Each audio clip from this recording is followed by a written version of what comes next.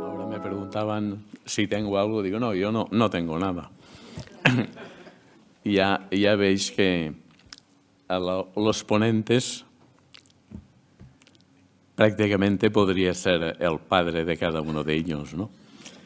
Entonces, os voy a hablar, muchas gracias primero a Teresa por organizar estos encuentros, a vosotros por vuestro interés en estar metidos y saber más de vuestra enfermedad o la enfermedad de vuestros queridos familiares.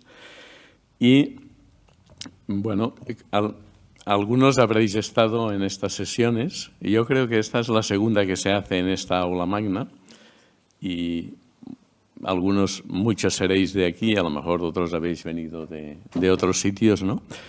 Y deciros... Una cosa, te interrumpo. Sí. Han venido de Noruega. De Noruega también. Bueno, pero yo, perdón, pero en noruego no sé ni decir buenas tardes. Pero seguro que el que ha venido de Noruega, pues entiende bien el español, el castellano, eventualmente el catalán. Pues estamos en el aula magna de la Universidad Central de Barcelona, una de las más antiguas de Europa. En realidad, la Universidad de Barcelona se fundó ya por 1401, al tiempo que en el mismo año se fundó el Hospital de la Santa Creu y Sant Pau, que estaba en la Rambla, y luego se trasladó a las afueras de Barcelona, que ahora es el Hospital de Sant Pau, aquí al lado, en el centro de Barcelona, ¿no? Y durante muchísimos años el Hospital de Sant Pau fue el único hospital de Barcelona. Y en 1868, en aquel entonces el Colegio de Médicos de Barcelona, había 3 personas médicos muy influyentes de la ciudad que llamaron la atención y publicaron en la revista de la sociedad, que se llamaba El Compilador Médico, la necesidad y la llamada de atención para que en Barcelona se construyera un segundo hospital. Esto fue en 1868. 18 años después se aprobó la construcción, pero no fue hasta 1907 cuando el 2 de enero de 1907 ingresó la primera paciente en este hospital, en el Hospital Clínico de Barcelona.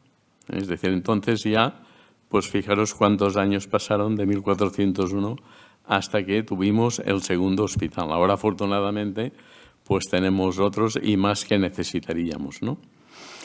Pues estamos en esto, en la Universidad de Barcelona, rodeada por el Hospital Clínic, el segundo en tiempo de Barcelona, y ahora os diré unas palabras sobre mí, como seguramente Teresa ha pensado que yo lo haría, pues ya no le ha hecho falta decir que yo estudié aquí, en estas aulas. Cuando acabé tercero de medicina, el 10 de julio de 1973, entré de alumno interno en medicina interna,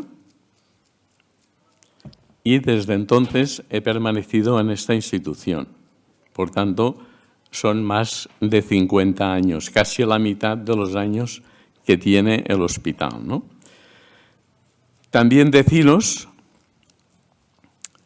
que cuando entré de interno, el primer paciente que vi estaba en la habitación 1, cama número 1, y se llamaba Inocencio, LL, cuya historia jamás, a pesar de acordarme de los apellidos y del nombre, he podido encontrar, pues tenía un mieloma múltiple.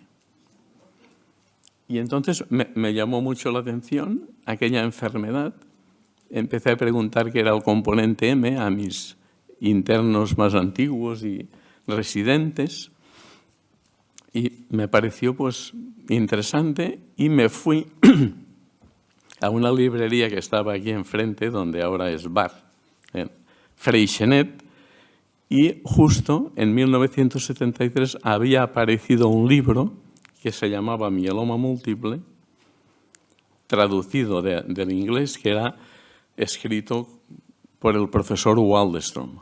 Suerte que estaba en español, porque en aquella época no sabía nada de inglés. Y entonces empecé a estudiarme el mieloma, a subrayarlo. Luego seguí interesado, hice hematología de residente, luego hice la tesis sobre el mieloma, seguí de hematólogo aquí hasta que me jubilé hace 2 años, pero aún jubilado me hicieron emérito, consultor emérito, con lo cual puedo venir aquí unos cuantos años más. Es decir, ir pasando de los 50, ¿no? Y, pues, entre medio de esta, tuve también una instancia que me marcó mucho, ¿no? En Estados Unidos, en la Clínica Mayo, que ya cuando yo era pequeño ya decían, parece que han ido de la Clínica Mayo o tal. Bueno, pues quién me iba a decir, pues en 1992, el año de los Juegos Olímpicos, pues me fui, estuve 1 año allí con mi familia, con el doctor Kyle, que es el padre, el abuelo y todo lo que queráis del mieloma. Aún vive y tiene 96 años y acaba de escribir un libro sobre todas sus memorias. Un libro de 500 páginas, que hace 2 semanas recibí, me regaló uno. Y entonces, pues esta ha sido mi formación, mi dedicación a esta enfermedad, ¿no? Es decir, un poquito, pues, para que os centréis, aparte de las diapositivas que ya os han enseñado. Y luego Teresa siempre tiene, aquí tengo el programa. A ver, Teresa, que siempre me dices cosas, me hace un mail hace unos días y me dice, pues tú creo que podrías hablar, porque les interesa, de la amiloidosis asociada al mieloma, que no es lo mismo que me has dicho la amiloidosis. Entonces yo me he hecho mi estructura mental. Y luego de una cosa que se llama mieloma no secretor. Los otros hablan de una cosa, a mí me ha puesto 2. Bueno, pues como mayor me pone 2, bueno, como emérito. Bueno, el mieloma, pues muchos de vosotros pues sabéis qué es, ¿no? Porque vuestros médicos os lo habrán explicado, también habréis mirado cosas, que tampoco es muy bueno mirar cosas. Es mejor preguntarlas al médico, estrujarle si conviene, y que el de la interpretación, ¿no? Entonces, ¿qué es para entender la amiloidosis y el mieloma y la amiloidosis asociada al mieloma, ¿no? El mieloma es una proliferación de células plasmáticas, células plasmáticas o células del mieloma, de la médula ósea, que producen una proteína monoclonal. Significa que todas las células producen la misma proteína. Y como es la misma proteína, pues luego esta proteína se puede encontrar en la sangre y o en la orina. Y entonces es la clave para el diagnóstico del mieloma. La persona que tiene una proteína de estas, sobre todo si es alta, pues es muy probable que tenga un mieloma.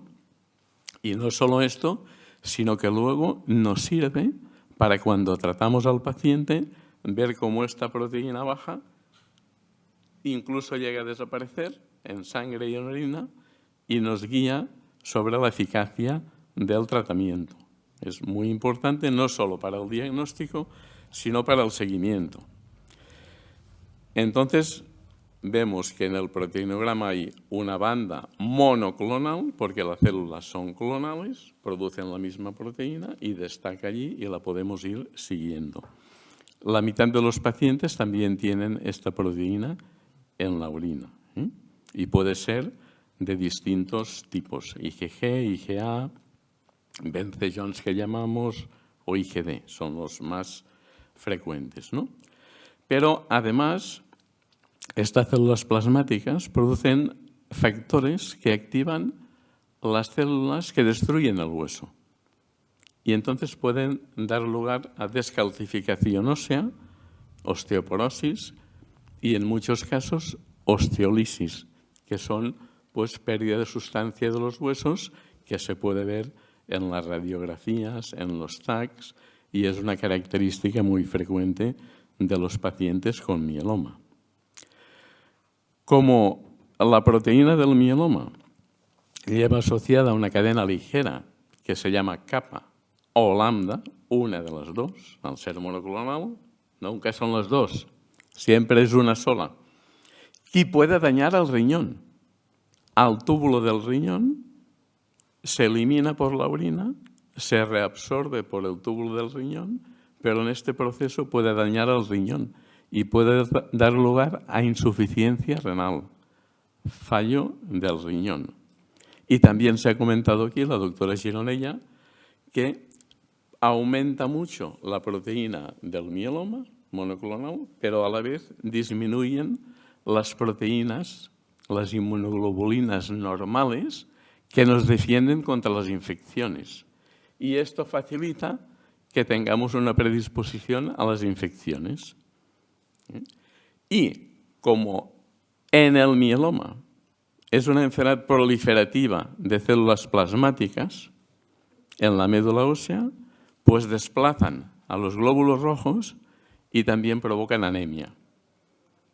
Y esta es la característica de un paciente con mieloma, las células que provocan anemia, que descalcifican los huesos, que dan lugar a la proteína en la sangre y en la orina, lesiones óseas, infecciones, etc. Esto es el cuadro típico del mieloma múltiple. Y luego ya vienen los tratamientos de primera línea, de segunda línea y ya los más modernos que también vamos aprendiendo. Amiloidosis es una palabra que aún es más rara que el mieloma múltiple. La frecuencia del mieloma múltiple es de 4 casos nuevos por 100.000 habitantes y año. Es decir, que en España, pues si somos casi 50 millones, pues hay 2.000 de nuevos al año. La amiloidosis es un cuarto de frecuente que el mieloma, es decir, por cada 100.000 habitantes hay un caso de amiloidosis por cada anual. Es decir, es mucho menos frecuente. Si el mieloma se considera una enfermedad rara, la amiloidosis es una enfermedad que es más rara. ¿Y qué es eso de la amiloidosis? Pues también es una proliferación, pero no tan proliferativa, de células plasmáticas, las mismas del mieloma, en la médula ósea. Si el promedio de células plasmáticas de un mieloma es 40, 50, 60% en el momento del diagnóstico, pues en la amiloidosis es tan solo del 5 a 10%. Mucho menos. Pero también producen una proteína monoclonal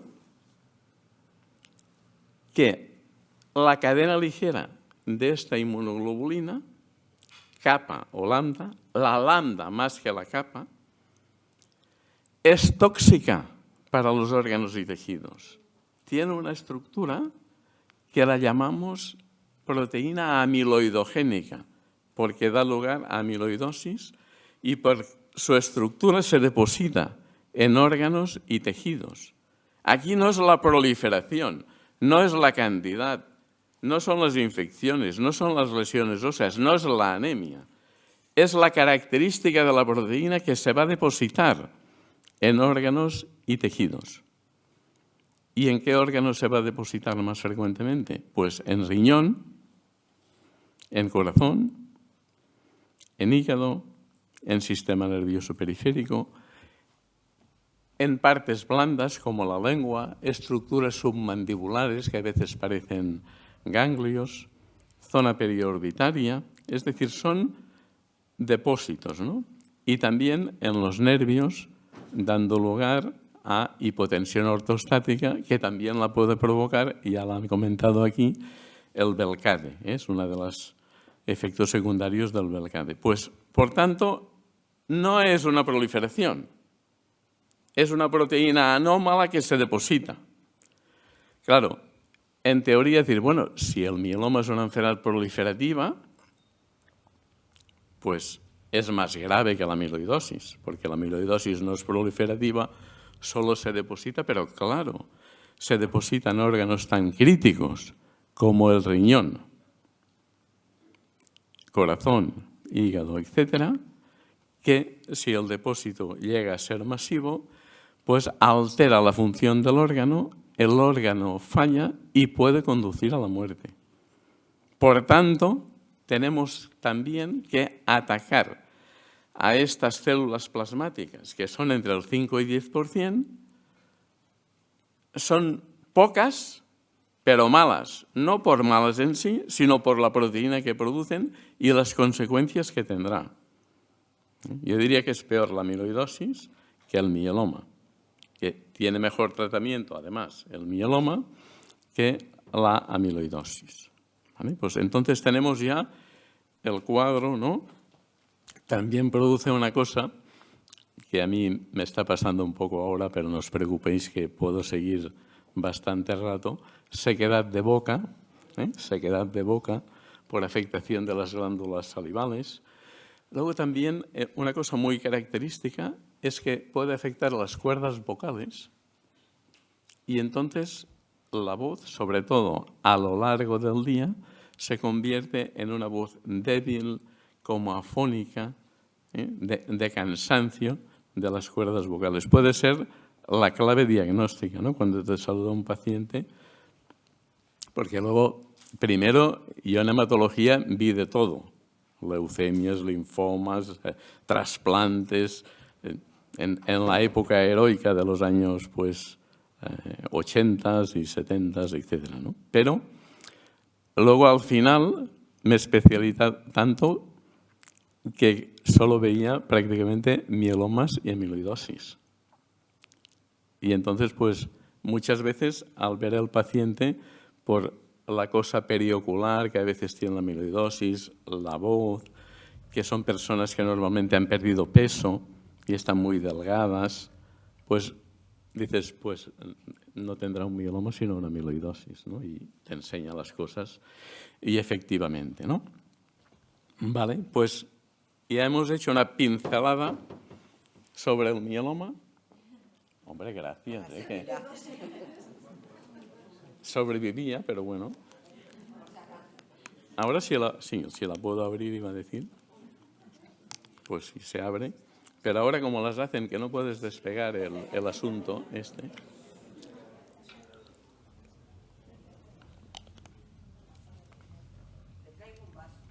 No hace falta porque ya he ingerido, gracias. Pues, Teresa, aunque sea agua, se agradece. Aunque sea agua, hemos dicho. Bueno, ahora no sé lo que me traerá porque otra indirecta de esas. Bueno, hemos dado pinceladas. Lo que es un mieloma, lo que es una amiloidosis. Pero Teresa me decía, mieloma asociado a amiloidosis, ¿no? Sí, un poco por esa... Bueno, vale, puede pasar. complicación, ¿no? Bueno, puede pasar como las células del mieloma producen una proteína que está en gran cantidad normalmente, pero tiene cadena ligera capa y lambda, o capa o lambda, obviamente, pues también puede ser amiloidogénica. Es decir, un mieloma puede que tenga el mieloma y además la cadena que tiene es amiloidogénica por su estructura y se deposita.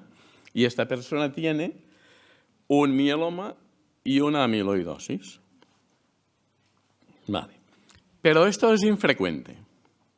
Y dicen los libros, revisiones y tal, que es de entre el 15 y el 20% de los mielomas que además tienen amiloidosis. Esto no es cierto. No es cierto.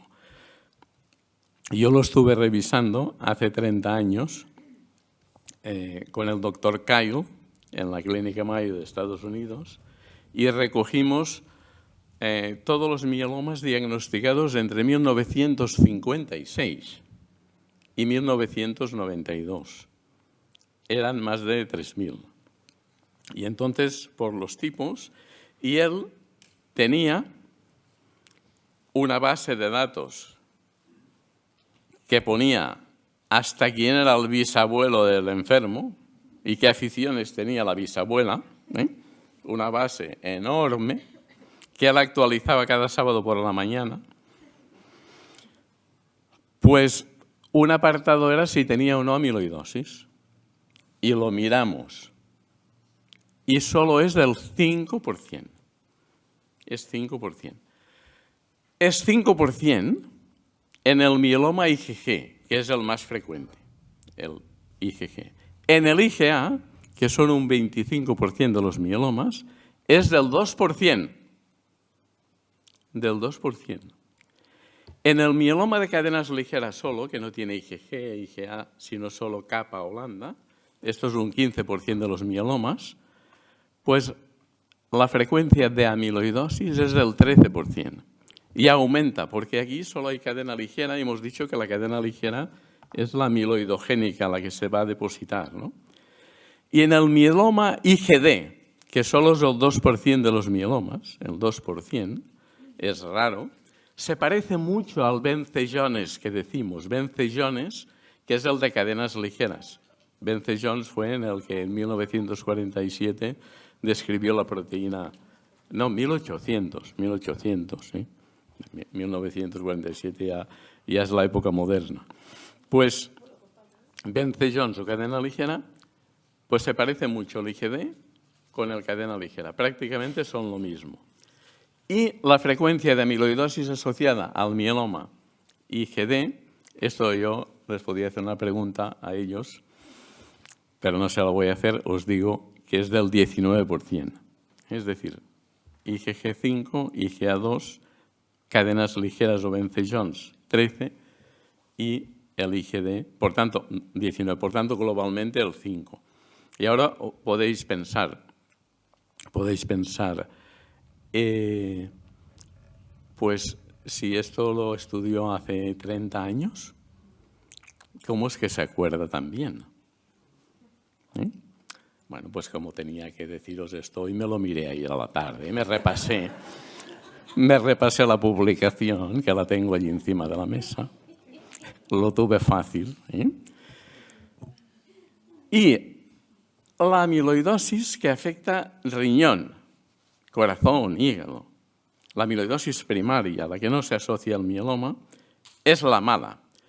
La amiloidosis que se asocia al mieloma, lo que predomina es el mieloma, no la amiloidosis. Por tanto, la amiloidosis per se es más grave que la amiloidosis que se asocia al mieloma. Y muchas veces, simplemente a la que se asocia al mieloma, y así lo ponía el doctor Kyle, ponía la cruz que sí, pues síndrome del túnel carpiano, se deposita en el túnel del carpo el amiloide y esto pues se descomprime y no pasa nada. Pues a veces solo es eso. No suele ser la afectación cardíaca severa. Esto es raro en mieloma y amiloidosis. Por tanto, esta también es la diferencia que tenemos, ¿no? entre las dos amiloidosis, la auténtica y tal. Y luego también hay la distinción, porque dicen, bueno, si tiene más de 10% de células plasmáticas en la médula ósea, es un mieloma. Bueno, pues, y si tiene más del 30, y si tiene más del 60, yo he visto amiloidosis puras, bastantes, con 50, 60, 40, 25% de células plasmáticas en médula ósea, que nunca han tenido y nunca tendrán un mieloma. La amiloidosis no evoluciona a mieloma. O el paciente pues va mal y puede fallecer por la amiloidosis, o se cura de la enfermedad o recae de la enfermedad, pero no en forma de mieloma, aunque tenga un 60% de células, como aquella señora que está ingresada ahora, que le ha salido aquella cosa, ¿no? La Josefa, que yo vi hace 18 años, que la trasplantamos, ha hecho varios tratamientos y tenía un 60% en el diagnóstico, pero nunca tendrá un mieloma, ¿eh? Aunque tuviera muchas. Y esto también es muy relativo, porque un 10, un 15, un 30. ¿Eh? Y yo quizás soy un poquito más flexible que otros, pero considero que el porcentaje no indica. Lo que indica es cómo se presenta al paciente y lo que le tienes que hacer. Si es proliferativo mieloma, si es depósito acumulativo la amiloidosis, y así se tratan, ¿no? Y como así anécdota, ¿no? Os diré que yo recogí también con el doctor Kyle 72 pacientes con mieloma que tenían menos de 40 años. Es decir, esto se dice mieloma en pacientes jóvenes, porque sabéis que la edad mediana es de 65-70, ¿no? Pues menos de 40, pues solo son el 2% de los mielomas y recogimos 72. Y entre estos había una paciente que para mí tenía una amiloidosis como un caballo, ¿eh? Y entonces y el doctor Kyle se acordaba mucho de esta paciente, porque además era una monja significativa de la institución. La sister, la llamaba él, la hermana. ¿Eh? Pues yo le dije, doctor Kyle, la sister no tiene un mieloma, la tenemos que sacar de esta serie, tiene la amiloidosis. ¡Oh! No pienso eso, dice. Digo, pues, ¿y por qué lo dices? Digo, hombre, porque tiene todo esto y tal. Dice, ¿y cuántas células plasmáticas tenía en médula ósea? Y yo le digo, 30%. Dice, mieloma. Si hubiera tenido 29, amiloidosis. No, hombre, es decir, hay que ser un poquito más flexible. Y yo he tenido unos maestros que los hubieseis tenido vosotros, ¿eh? Vale, pues entonces esto un poquito para que veáis que no todo es blanco, negro, y que, bueno, pues hay que... Y viendo pacientes, es muy importante que los pacientes cuenten todo, o casi todo, al médico, que el médico lo escuche y sepa del paciente, de la familia, de las cosas que ha tenido, de lo que le preocupa, etcétera, ¿no? Todo esto en la relación médico-enfermo es crítica, ¿no? Y ayuda al buen tratamiento del paciente, ¿no?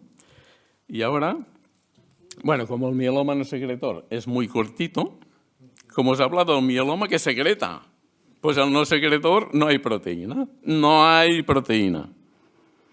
Hay células plasmáticas que pueden ser el 40, el 70%, el 100%, pero no producen proteína.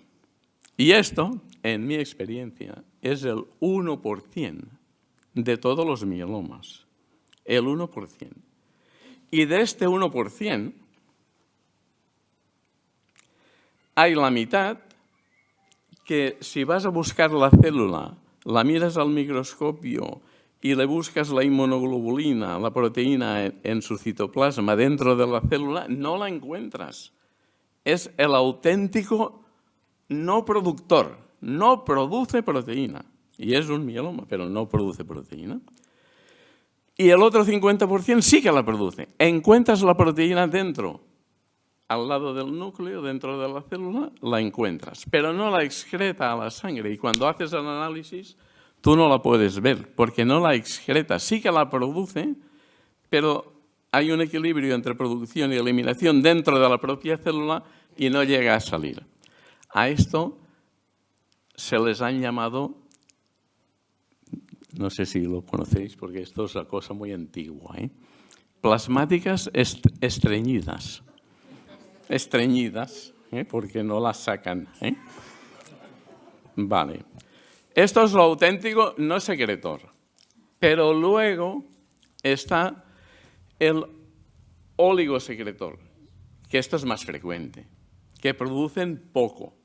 pero producen y la puedes encontrar en las analíticas, en inmunificación, en suero, orina, las cadenas ligeras, etc. Y esto son los que tienen la IgG, la IgA muy pequeñita, las cadenas ligeras muy pequeñitas, muy pocas, y esto sí que ya se va a un 10% de los mielomas. Son poco productores u oligosecretores.